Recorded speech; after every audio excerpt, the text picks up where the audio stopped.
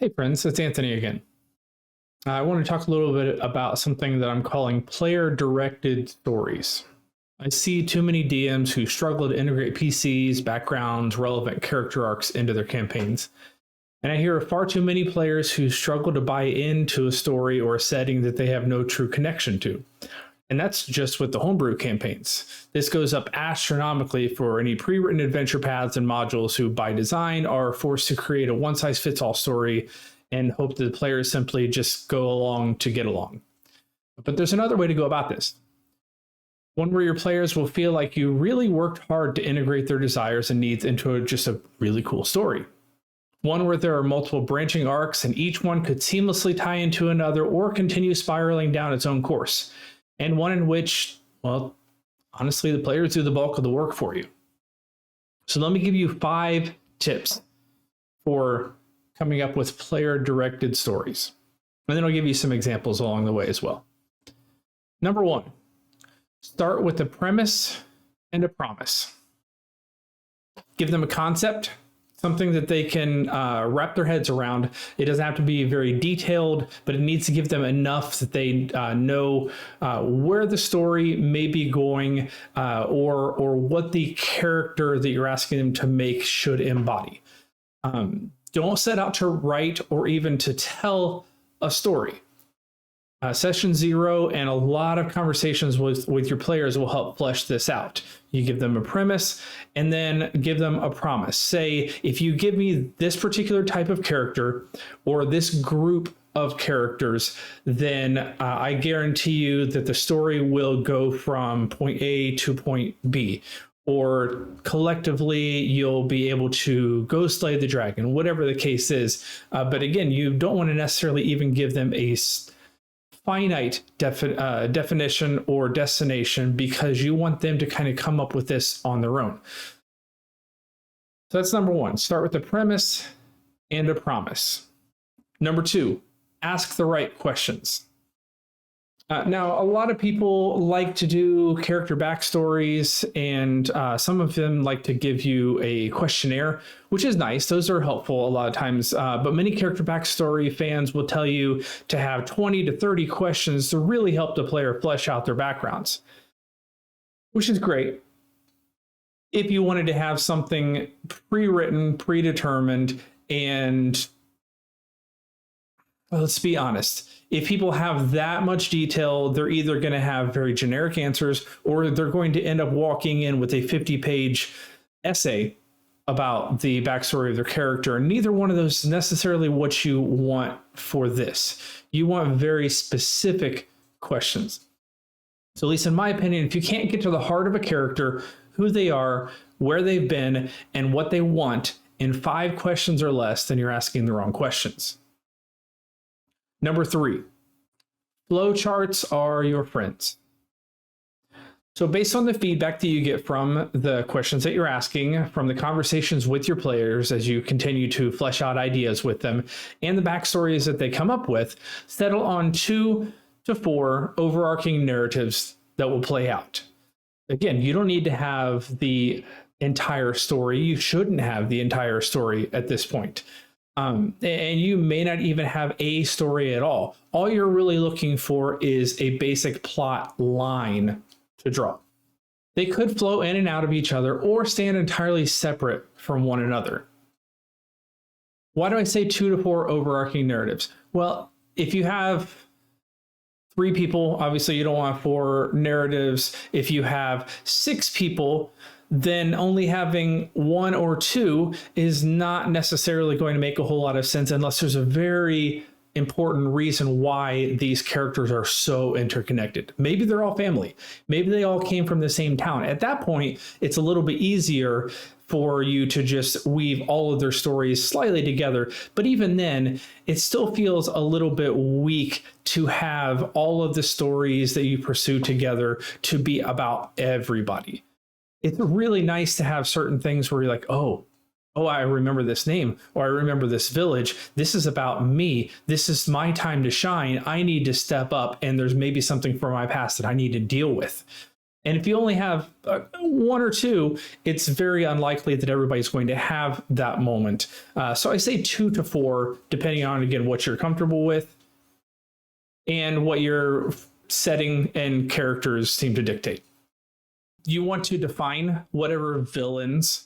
Maybe they're very nebulous at this point. Maybe you have a very specific idea in mind for 1 or 2 BBEGs, big bad evil guys, right? You want to also then determine their goals along the way. So define the villains, determine their goals. And then once you have the overarching narratives, you have the end people that they're going to deal with, have to take down, whether it's a fight or some other means. Then you work backwards and establish plot beats along the way. And then you can start to connect your lines. So again, maybe they could flow back and forth, but you start to establish flowcharts. And then as one story progresses, as you go on throughout the campaign, then so do the others. If they're at the starting point and they achieve the first milestone on the first story, well, the others don't stay up here because time is passing and the villains are still doing what villains do. So those things continue to progress. You just have to make sure that your stories exist without the expectation of interruption from the PCs. And then as they continue to move on, well, what happens when you inject the PC in this part of the story? That changes things. You may have to then start to branch off additional charts and different webbing there. Or it could be that they didn't change enough of the flow to warrant putting another entry in. That's up to you. That's up to your story. But there is not enough time in a day or constitution modifiers in D&D to get everyone to every event. So use this to set up your early, your mid, and your late game villain structures. That's why I say 2 to 4. You want to have a little bit of an early thing that people can feel like we accomplished and we finished this arc and we beat the villain here, but wait, there's more story to go. And so at least for me, I like the 3. I've got an early game. I've got a tier 2 leading into tier 3. And then I have like the final villain that's a tier 3. And so we'll talk a little bit more about my example here in a second. But solving one conflict moves the flowchart and untouched arcs. They level up essentially. That's number 3. Number 4, prep generically until you have to prep specifically. Now, this may just sound like an improvisational, spontaneous lack of planning thing, but when you're doing stuff that's based on where the characters want to go, where the players want to go, you don't really know, especially if you know there are multiple plot threads all over the place, you're going to run yourself ragged if you be very specific and detailed in all of your plotting and you have it all set up. You're basically going to tell your players, your characters, I need about a month or 2 to get this all set up. And I'm telling you, if you go this route, you can actually give them the premise. You can do your session 0. You can maybe even host a session 0.5. If you don't know what that is, you can go look back at our Dueling GMs episode. We have a what the heck is session 0, and we'd also talk about session 0.5 in there. But it's basically like an introductory chapter and session where people can kind of get their feet wet and get a feel for their character. But that helps you also learn about the character. So prep generically until you have to prep specifically. You get the basic concepts based on the potential of where the characters, the PCs, are wanting to go. Different cities, different NPCs that they may have already mentioned that they want to interact with. Or again, the villains and minions that go with those villains in those particular cities. And then even a loosely established set of encounters that you can go and fine tune later. But I want them to deal with some demons here. I want them to have some undead issues over here. And maybe the Fae are overrunning a particular forest in this area. You can at least kind of basically set up some stuff. And then again, fine tune all the details, hone in on your CR, that type of thing later. They can all be loosely established until you know you're going to need more specifics. You got to focus and you can't overextend yourself. You might have fun knowing that the second son of the Archduke in some exotic locale is Ferdinand, whatever his name is, the third, and but unless the party will be traveling there or he's central to one of the main plots, your time is best spent elsewhere. You will again run yourself ragged in your world building. You only really need to be a week or two ahead of the characters in your detailed prep, as long as you are doing some generic prep along the way. And then number 5, let the characters decide what's important to them. You do not need an epic storyline. You just need a hook. You need something to entice them and make them realize, oh yeah, this was maybe something that had to do with my backstory. This is maybe the DM leading me in a direction so I can deal with something that I mentioned from my past because I recognize that name, or I recognize that item, or that event in history deals with my family or my backstory. Just give them a little hook and let them decide what they want to do with it, if anything at all. And then occasionally, as the stories continue to progress, remind them that the other arcs exist and are moving. There may be something related to their unwillingness to participate in a war. And over time, they go into a city and they've been away for a while. They come back to the city and they find out that the war has actually blown up and is progressing. You don't have to tell them any more than that, but it gives them a little bit of, oh yeah, I ran away from that war, and maybe are there repercussions to the fact that I'm not participating in this? You can give them those types of little things, news on the road of, hey, the fairies seem to be taking over more of the enchanted forest. I really wish somebody would deal with that. And the PCs are kind of like, we might have accidentally let them in earlier and we just decided it was okay. But again, that's up to them to decide whether they want to deal with that or not. And then check in with your players, because sometimes a less assertive player may be inclined to let their story take a back seat. You have some characters and some players who are much more front and center, not even necessarily hogging the limelight, but just kind of naturally what they do. And if you have an introvert and a less assertive player, then they may just kind of say, oh, we'll get to my story when we get to my story. But you need to make sure you remind them that it doesn't mean that their story and their character is less important. So check in with them, make sure that they're not feeling that.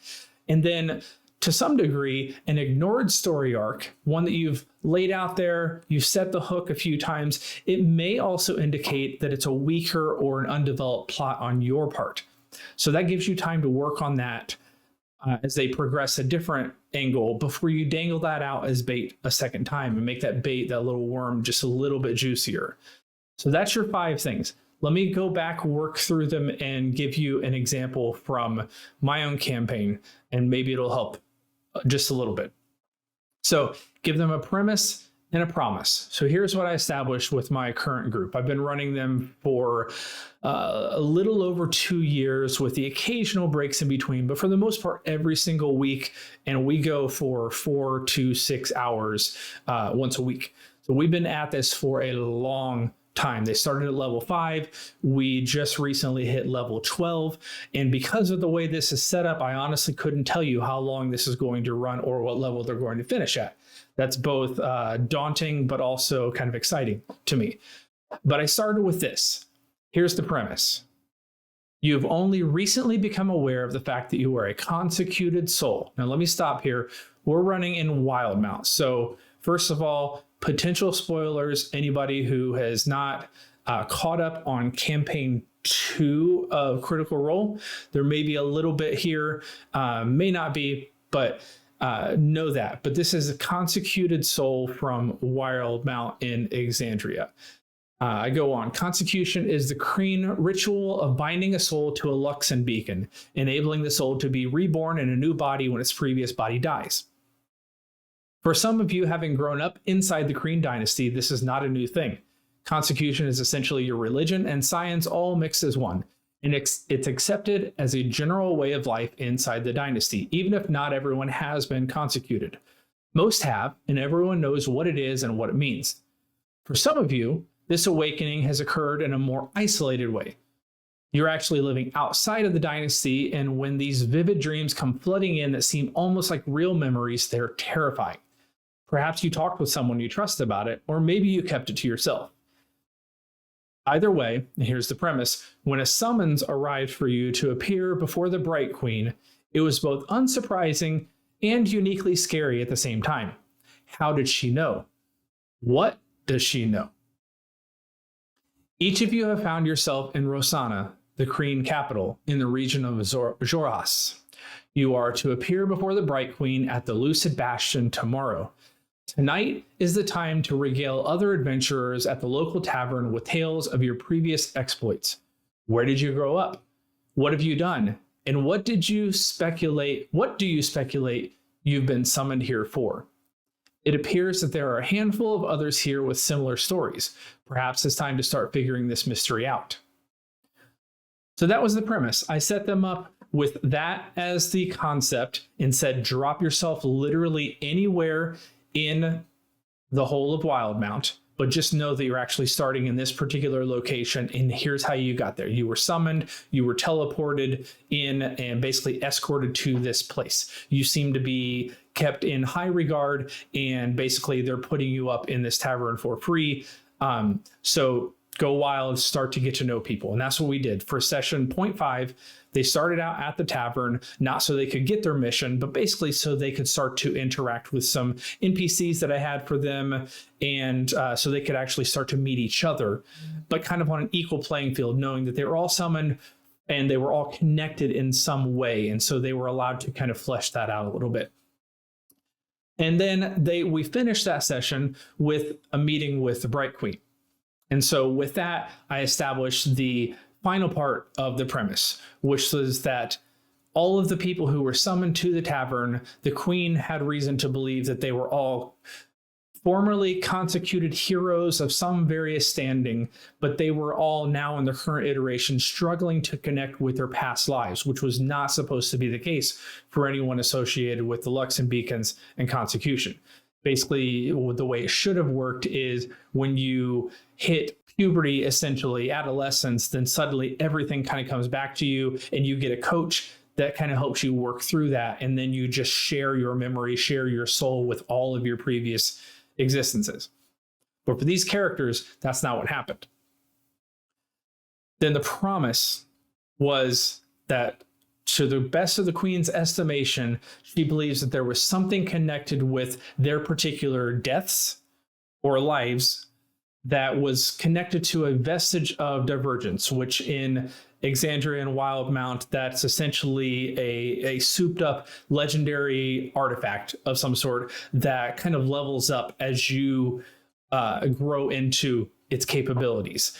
And they are quite rare, but for some reason she believes that there was some sort of connection to either their life or their death related to a vestige of divergence, and that's the best she could guess as to why there was a disconnect. And so the promise was, if you find the location of a vestige associated with a past life and or the location of a previous death, then she suspected they would start to learn more about their past. It wasn't a do this, return the items to me, do this, and then report back to me. It was literally I am just as curious as you are. Do what you will with this information, and if you feel like it's worth bringing back to me, then let me know. Otherwise, the items are connected to you, not to me, and so do what you will with them. So I basically sent them on a artifact hunting mission, but they were determining where they were looking for the artifacts and which ones that they thought they were connected to. Now, I had a 1A in this that was both kind of premise and promise, that I told them out of character that we were going to do milestone leveling based on the fact that they either discovered a new vestige or one of the vestiges they already had awakened in some way, basically level it up. And so they knew right away, and they still to this day know that if I tell them, you just got to level up, great. One of the items that we found, even though we didn't necessarily realize it, must have been a vestige. Or, oh, hey, somebody's going to get a message from the DM this week because one of the items they had just awakened. How in the world did we actually pull that off? Because there are very specific guidelines as to what may trigger that. And so it's, again, that was me saying, you are developing your own story and your own plot in the right direction. And if they go for multiple weeks, even months at a time without a level up, that's kind of my hint that they're just kind of off on a wild goose chase and not accomplishing a whole lot. So there have been weeks where they'd actually had a level up in back-to-back weeks, and they also went 3 or more months at one point without a level up. It just depends on what they end up accomplishing. But I told them that up front. So they had the premise, they had the promise, and then they actually knew how they were going to gauge how well they were doing with both of those.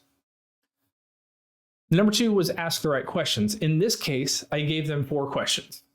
Number 1 was, what have you been doing prior to being summoned? The Bright Queen's agents found you somehow. Were you in prison? Were you out in the middle of nowhere? Were you serving as a city guard somewhere? Were you maybe living it up in your private mansion? So I gave them a few options, but most of them kind of went with it in a completely different direction, which was fine. That's something that good DMs need to learn, is that you should give them options because it helps narrow the field quite a bit. If you just say, what were you doing?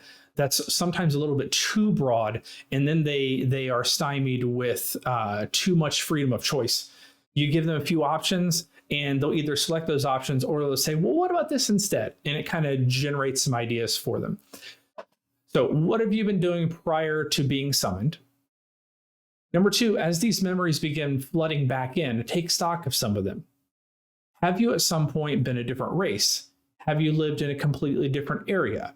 So I'm forcing them, even though they don't necessarily know their backstory, I'm forcing them basically to give me little snippets of those stories so I can weave them back together. This was a really interesting premise that I gave them, which was basically, you don't know your past, you only know your present, and you get to determine your future based on what you learn about your past. So I needed a little bit to work with so I can start to weave everything together. Question 3 I gave them was, what general area of Wildmount was your current iteration born in? And does your character have a recollection yet of where they perhaps died, at least in one previous life? You might be living anywhere, but there are very few known Luxon in the world, and most currently are somewhere in Xhorhas. So I gave them that. Where were you born? And then do you have any recollection of where they might have died? And for some of them, they leaned on the first one. For some of them, they leaned on the second one. Some gave me both answers. But either way, I was able to work with the information they gave me to start to build out some stories for them. And then the 4th question was set up a little bit first. This is going to be a very character-driven series of quests, which is what we're talking about. Having a decent idea of where you grew up and with whom will be likely be extremely important. Come up with one important piece of family or village legend that may even seem to be too amazing to be true. What was the story and where did it take place? Alternately, if there's no piece of family or village lore for your character, then instead you've been getting strong images in your mind as if flashbacks to an important place, to a past self somewhere in the world. Where is it? And do you know why? And some of them really leaned into this and had there was one particular character that had not only flashbacks, but basically would dream and start sleepwalking in the dream and walking in that particular direction. And I was able to do so much with that. Some of them had just some vague stuff, and then some of them didn't necessarily give me a whole lot of that immediately, but I was able to kind of pull it out of them later. But with those 4 questions, they were able to give me a pretty well-rounded idea of where to go with their past, which is kind of a weird statement, but hopefully you're tracking with me there. And it gave them quite a bit to work with in terms of who they are now as a result. So it was 4 questions, and that gave me enough to start to weave a web, craft a story wholly centered on the characters and their histories. I had no story whatsoever at this point, even to the point of finishing session 0, where they met with the queen and she said what they were doing. I had 0 story. But like I said, we've been running this for 2.5 years and they loved it. So number 3, flowcharts are your friends. So given all of this information and knowing I started this campaign with 6 PCs, about 6 sessions in, 2 more joined us. So we were up to 8, if my fingers will cooperate, 8 PCs. And prior to our current dungeon crawl arc, we had a 9th jump in. That is a lot to manage, and I did it with a flowchart. So the first thing I did was I started by grouping the PCs that I knew for certain had a connection. Like I said, there was one that was sleepwalking, but the angle that she was sleepwalking said it was north northwest, somewhere in that general area. And I knew where she started because, again, she gave me a starting location of where she had been. Well, she was angling to the northwest, and she had talked about having this vision of destruction, an army marching through, and everybody just dying, wholesale slaughter. Great. That's a lot to work with. Somebody else gave me a specific location where they thought they had died that just happened to be in a particular area in that same, well, this is northwest for me, for you, northwest area, and I could find it on a map and drop a pin in it. Those two seem to die potentially in the same location, possibly at the same time. There I had a connection. There was another character that was playing, or another player that was playing a Kenku. And I didn't have a ton of past, other than the fact that he seemed to be sneak thief, on the run type of thing. And I wanted to run with the Kenku idea of not necessarily having their own voice. And so I ended up tying that character also in with this particular set. And if you're familiar with Wildmount, this area called Malaesmere, there's now just absolute ruins. And so I started to be able to flesh out why was Malaesmere in ruins, and I tied in all three of those stories into that particular one, which we'll get into in a little more detail here in a second. Then I had two other characters that said that they grew up together in a small farming town just outside of one of the capital cities. Great. It makes sense then, if they're still together, that it would have been cool that in some way they were together in the past. And they sometimes, to some degree, were best friends, and to some degree they would butt heads because lifestyles did not necessarily flow together. They also both left their town at around the same time and went their separate ways, and have only recently kind of come back together almost by force because of what's happened here. So they hadn't seen each other in a number of years. And I thought, how cool would that be if they also had a connected past? So I worked those in together. Then I had a character, a player, first time really playing in any long-term campaign, and he literally just made Link. So we have Link, Legend of Zelda, in our party, a Fey Wanderer Ranger, and so I was just leaning into the fact he wants to be Link. His character description is exactly Link. We joke all the time about, he doesn't really talk. He just kind of makes yeah sounds. And so I just worked in the idea that he probably had a village, that his particular consecution reincarnation seems to just be that he keeps being reborn as a new iteration of Link every single time. And they know that he's ready to go and defend the village and defend the world when he can actually go through a particular temple run and acquire the sword. Right. So I was leaning into that quite a bit, both for him because he loved the concept of it. And I thought, okay, it's fine. I'm not really breaking any sort of weird copyright stuff because we're not publishing any of this. So we just had fun with that.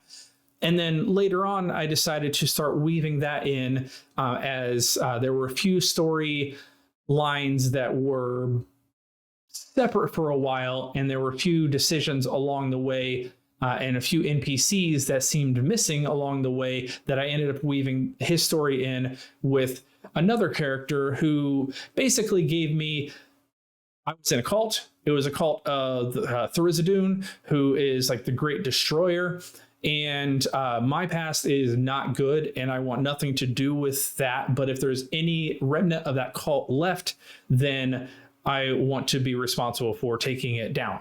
Partly because I feel responsible in general, but partly because I'm dead because they stabbed me in the back and killed me.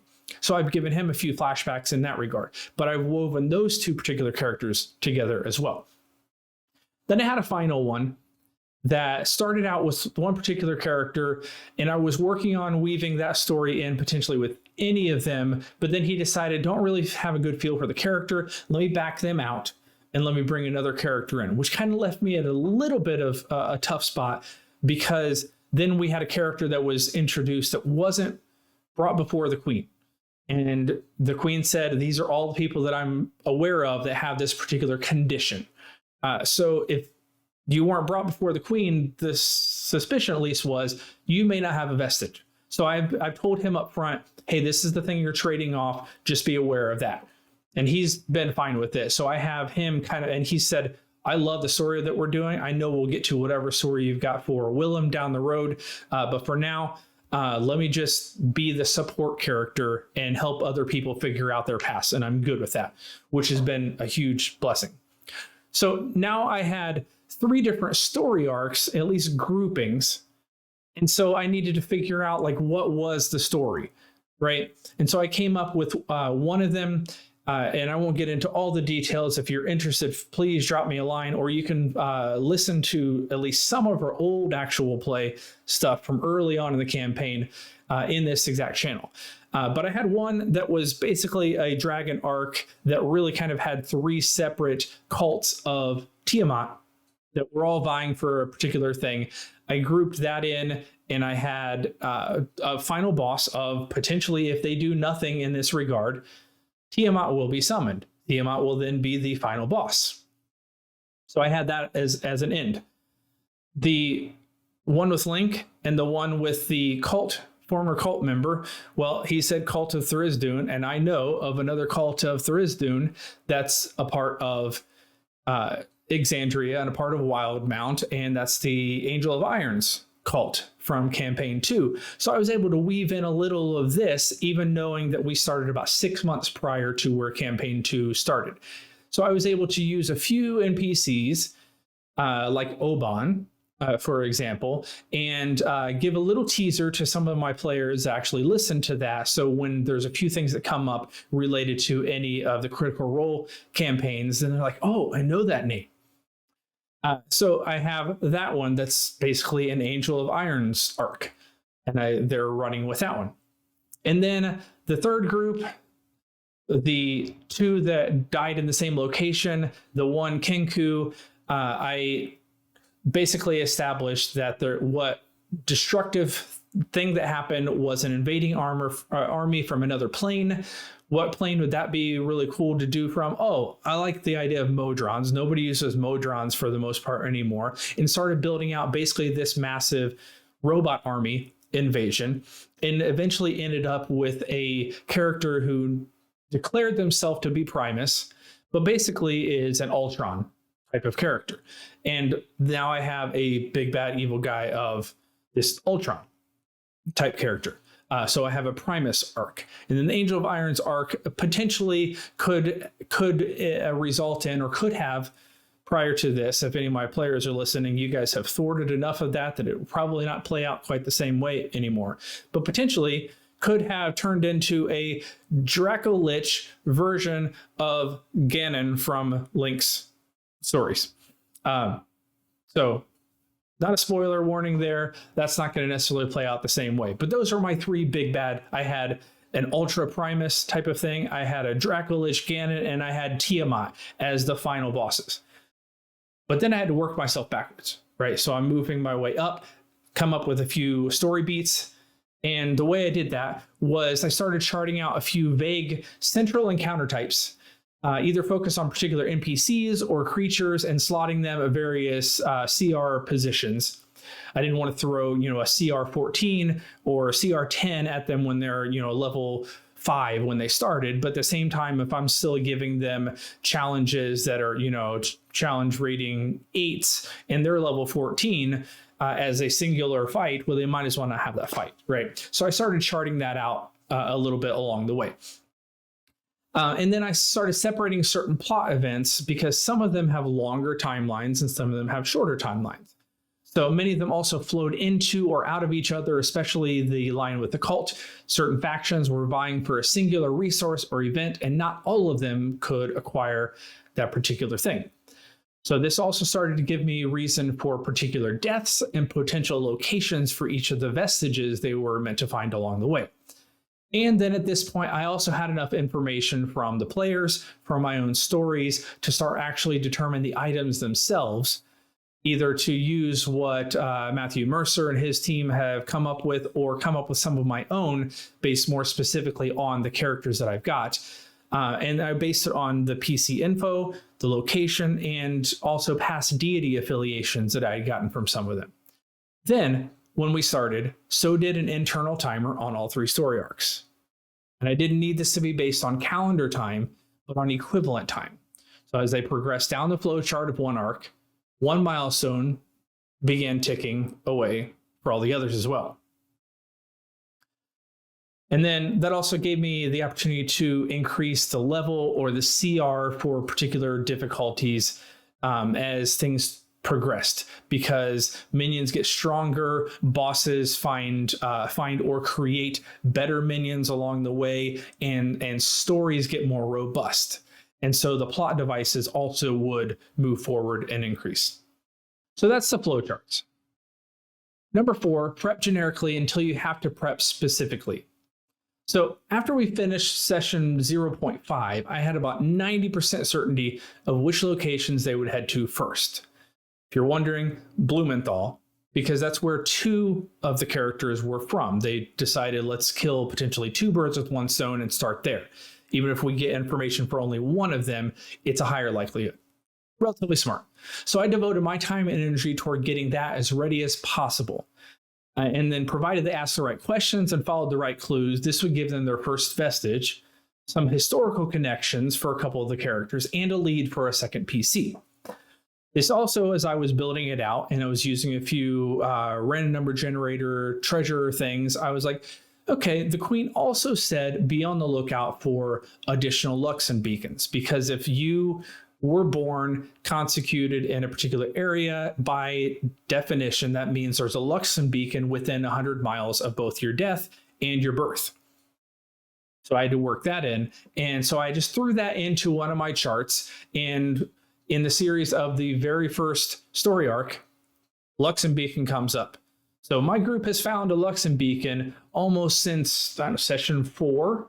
And they've been walking around with it, not telling a single soul that they have this thing, which may or may not over time cause potential other issues. But I threw that in there, and I was even surprised at that turning up. And it's allowed even one particular PC to go in a completely different direction, take a few levels of cleric, and making it cleric of the Luxon. She was already an astromancer, druid of the stars, and so everything now is very metaphysical, astromancy.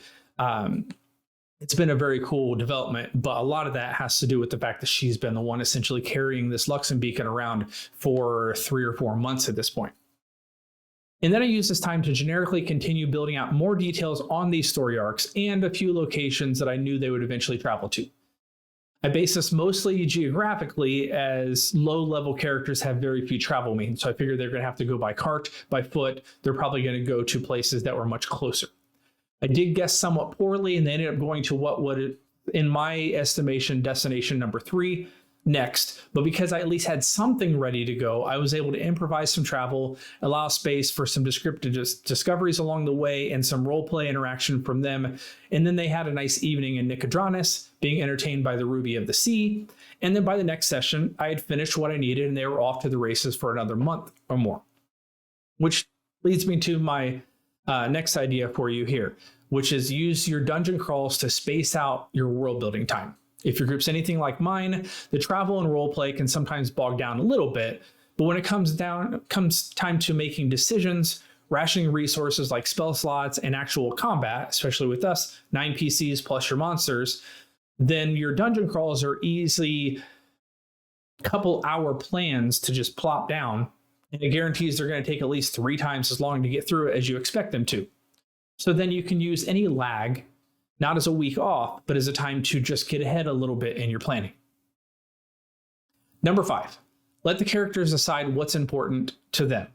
So much of this particular campaign has been a struggle between the players wanting to share story time with each other, which is good. Sharing is always good. But then the PCs on the flip side all being much more centered on what's important to them, because they know that the time is ticking and eventually something bad will happen if they're not around for it. It's happened multiple times already for them. Everyone thinks that their story is the most important, and I would say let this happen. If you're careful, you don't drive too hard, the players themselves will establish the rails they want to be on. You don't need to make any rails for them, which is fantastic. And because there's complete buy-in, there are no complaints no matter where the story goes, unless it's in-character complaints about somebody saying that they're being forgotten or left behind. And again, a little bit of PC butting of heads is good for development. And then you just simply need to remind the characters and or the players every so often of the stakes. Give them a quick rundown of plot threads that are still dangling, but you don't have to nudge them into anything. If they want to skip entire chapters, entire arcs, just let them. Moving faster toward the end game scenario isn't always a bad thing. It may simply mean that the end is that much more difficult to overcome. There may be multiple complications that come crashing down all at once. They may have less allies at their side, as those allies or potential allies at least, are dealing with their own issues that the PCs ignored. And some characters may legitimately decide they've moved on from what was initially pressing to them at the beginning of the game. So what they thought was very important to them at level 1 or 5 in our instance, some of them have decided this is less important and I'm here more for everyone else. This is growth. Let it happen. Just make sure that the players know that they're not being left out. You can offer alternative options for story progress instead. Hey, you're not interested in this. Can I offer, do you want to pursue something else instead? What is your character actually interested in doing? And that's what I was able to do with the character I mentioned, Willem. He brought in a different PC.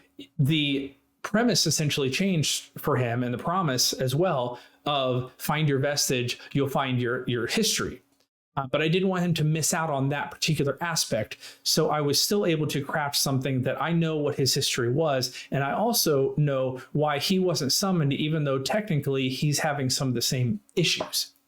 And what I've been able to do is, because he's been willing to wait, I've decided once they finish the 3 arcs to the extent that they're going to finish them, the final arc, the final trajectory is Willem's story.